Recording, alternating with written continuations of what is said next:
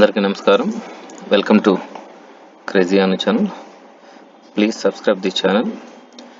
ప్రతిరోజు కూడా ఏదో ఒక సర్వీస్ మీద మీ అందరికీ నాలెడ్జ్ షేర్ చేయడమే మా యొక్క ఉద్దేశం. దయచేసి ఈరోజు మనము గ్రామ వార్డు సచివాలయ ఎంప్లాయీస్కి సంబంధించి వారు చేస్తున్న సర్వీసెస్లో అతి ముఖ్యమైన service non availability of birth and death. ఇది మున్సిపల్ అడ్మినిస్ట్రేషన్ డిపార్ట్మెంట్ సంబంధించిన service. Non availability of birth and death application అనేది ఎవరు అప్లై చేస్తారు, ఎందుకోసం అప్లై చేస్తారు, ప్రాసెసింగ్ పార్ట్ ఏ విధంగా చేయాలనేది మీ అందరికీ కూడా ఈరోజు ఈ వీడియో ద్వారా తెలియజేయడం జరుగుతుంది. దయచేసి అందరూ కూడా ఈ వీడియోని క్షుణ్ణంగా విని సచివాలయంలో ఉన్న సిబ్బంది తప్పులు లేకుండా సర్వీస్ చేయవలసిందిగా రిక్వెస్ట్ చేయడం జరుగుతుంది. మనము non availability of birth application ఎవరిదైనా జననము అనేది అధికారికంగా నమోదు కానప్పుడు ఈ అప్లికేషన్కి మనం అప్లై చేసుకోవడానికి చేస్తాము. ఒక బిడ్డ పుట్టిన తర్వాత వారి యొక్క నమోదు కార్యక్రమము మున్సిపాలిటీ పరిధిలోని బర్త్ అండ్ డెత్ రిజిస్ట్రార్ గారు లేదా పంచాయతీ లెవెల్లో అయినట్లయితే పంచాయతీ సెక్రటరీ గారు వారు నమోదు చేస్తారు. ఒకవేళ వారు పుట్టినప్పుడు నమోదు కాకుండా ఉన్నట్లయితే వారు బర్త్ సర్టిఫికేట్ పొందుట కొరకు non availability of berth application గ్రామ వార్డు సచివాలయం నందు అప్లై చేసుకోవాలి. ఒక వ్యక్తికి బర్త్ సర్టిఫికేట్ కావాలి అంటే కన్సర్న్డ్ మున్సిపాలిటీ లేదా గ్రామ పంచాయతీలో నమోదై ఉన్న అప్లికేషన్స్ మనము సిడిఎంఏ దానిలో మనము సర్టిఫికేట్లు పొందుతాము, బర్త్ ఆర్ డెత్ సర్టిఫికేట్లు పొందుతాము. ఒకవేళ లేకపోయినట్లయితే ఏ విధంగా పొందాలనేది ప్రాసెస్ మనం ఒకసారి చూద్దాం. గ్రామ వార్డు సచివాలయ ఎంప్లాయీస్ వారికి ఇచ్చిన లాగిన్స్లో మీ సేవా సర్వీసెస్ నందు క్లిక్ చేసినట్లయితే ఆల్ డిపార్ట్మెంట్స్ డిస్ప్లే అవుతాయి. అందులో మనము సిడిఎంఏ సెలెక్ట్ చేసుకోవాలి.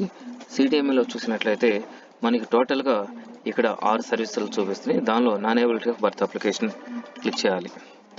Non availability of berth application click చేసినప్పుడు మనకి స్క్రీన్ మీద కనపడుతున్నట్టుగా అప్లికేషన్ ఫామ్ డిస్ప్లే అవుతుంది. దీనిలో మొత్తము 3 పార్ట్స్ ఉంటాయి. ఒకటి పేమెంట్ మోడు, బర్త్ డీటెయిల్స్, మూడవది ఇన్ఫార్మెంట్ డీటెయిల్స్, ఫోర్త్గా మనము డాక్యుమెంట్స్ లిస్ట్ ఏదైతే ఎన్క్లోజ్ చేస్తామో దానికి సంబంధించిన లిస్టు. ఇక్కడ చూసినట్లయితే పేమెంట్ మోడ్ డిఫాల్ట్గా క్యాష్ ఉంటుంది. బర్త్ డీటెయిల్స్లో ఎవరి వివరాలు మనము ఈ బర్త్ సర్టిఫికేట్కి సంబంధించి మనం పొందాలనుకుంటున్నారో ఎవరిదైతే నమోదు కాలేదో వారి యొక్క వివరాలన్నీ అప్లికేషన్ మీద ఫిల్ చేయాలి. ఈ అప్లికేషన్ ఏ విధంగా ఫిల్ చేయాలనేది ఒకసారి మనము ఈ వీడియో ద్వారా పరిశీలిద్దాము. ఇక్కడ చూసినట్లయితే బర్త్ డీటెయిల్స్లో అప్లికెంట్ నెంబర్ అనేది అప్లికేషన్ నెంబర్ అనేది సిస్టమ్ డిఫాల్ట్గా జనరేట్ చేస్తుంది. తర్వాత చైల్డ్ నేమ్, ఎవరిదైతే బర్త్ యొక్క ధృవీకరించబడలేదో వారి యొక్క పేరు, వాళ్ళ యొక్క సర్నేము, వాళ్ళ యొక్క పేరెంట్స్ యొక్క relation son of daughter of అనేది అక్కడ మనం సెలెక్ట్ చేసుకుంటాము. తర్వాత ఫాదర్ నేము, తర్వాత father surname, mother name, mother surname, తర్వాత పుట్టిన తేదీ, తర్వాత place of birth, location name, residence address line 1, residence address line 2, residence address line 3, district, తర్వాత లొకేషన్. ఈ లొకేషన్ దగ్గరకు వచ్చేవాటికి మున్సిపల్ కార్పొరేషన్, గ్రామ పంచాయతీనా, ఎక్కడున్న ఆప్షన్స్ ప్రకారం మనం సెలెక్ట్ చేసుకోవాలి. తర్వాత registration unit ID. Guntur municipal corporation తీసుకున్నట్లయితే మొత్తము సచివాలయాల వారీగా దాదాపు 40 రిజిస్ట్రేషన్ యూనిట్ ఐడీస్ ఉన్నాయి. దాని ప్రకారం వాళ్ళు ఏ జ్యూరిడిక్షన్ కిందకు వస్తారో ఆ జ్యూరిడిక్షన్ యొక్క రిజిస్ట్రేషన్ యూనిట్ని సెలెక్ట్ చేసుకోవాలి. మూడో పార్ట్ ఇన్ఫార్మెంట్ డీటెయిల్స్లో ఎవరైతే అప్లికేషన్ అప్లై చేస్తున్నారో అప్లై చేసే వ్యక్తి యొక్క ఇన్ఫర్మేషన్ ఇక్కడ మనం ఫిల్ చేస్తాము. Informant name, informant relation and name, అతను అప్లై చేసిన వ్యక్తి యొక్క రిలేషన్ ఏంటి, వాళ్ళ యొక్క ఫాదర్ ఏమవుతాడు అంటే సన్ ఆఫ్ డాటర్ ఆఫ్ అనే దానికి సంబంధించిన వాళ్ళ వివరాలు అక్కడ సెలెక్ట్ చేస్తాము. తర్వాత ఇన్ఫార్మెంట్ యొక్క అడ్రస్ డీటెయిల్స్, తర్వాత ఇన్ఫార్మెంట్ యొక్క Aadhaar card number, ration card number, email ID, remarks, pin code, purpose of the certificate, number of copies ఎన్ని కావాలనేది, తర్వాత డెలివరీ టైప్ మాన్యువల్గా అది ఉంటుంది. తర్వాత డాక్యుమెంట్ లిస్ట్. ఈ అప్లికేషన్కి ఎవరిదైతే సిటిజన్ భర్త యొక్క నమోదు చేసుకోవాలనుకున్నాడో ఆ సిటిజన్ యొక్క అప్లికేషన్ ఫామ్తో పాటు అతని యొక్క ఆధార్ కార్డు, తర్వాత అతనికి సంబంధించిన ఏదైనా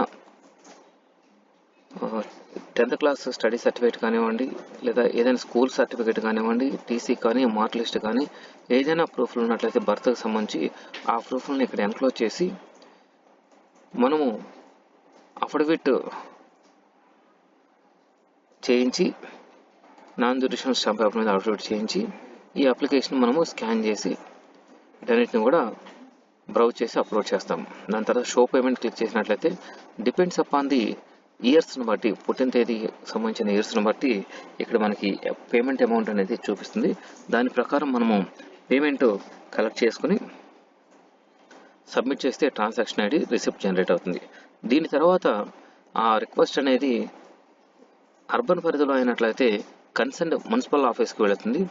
రూరల్ పరిధిలో అయినట్లయితే మనకి గ్రామ పంచాయతీ సెక్రటరీకి వెళుతుంది.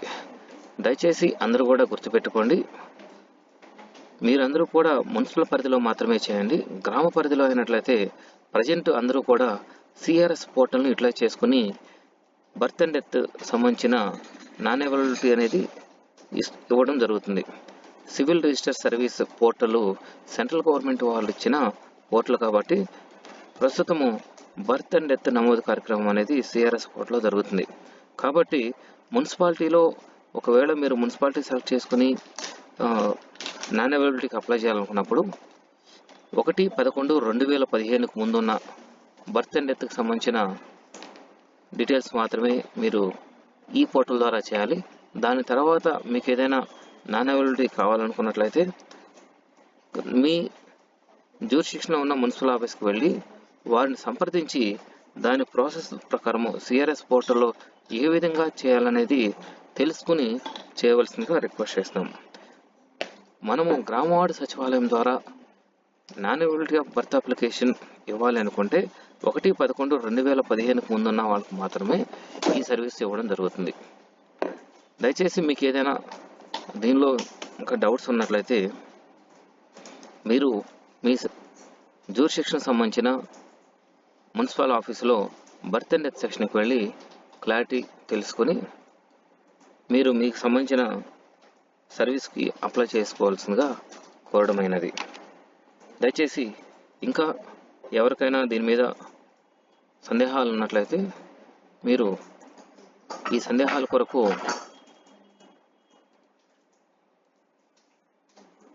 రిక్వెస్ట్లు రేజ్ చేయండి, కామెంట్స్ పెట్టండి. ఆ కామెంట్స్కి తప్పనిసరిగా మీకు జవాబు ఇవ్వబడుతుంది. థ్యాంక్ యూ అనండి.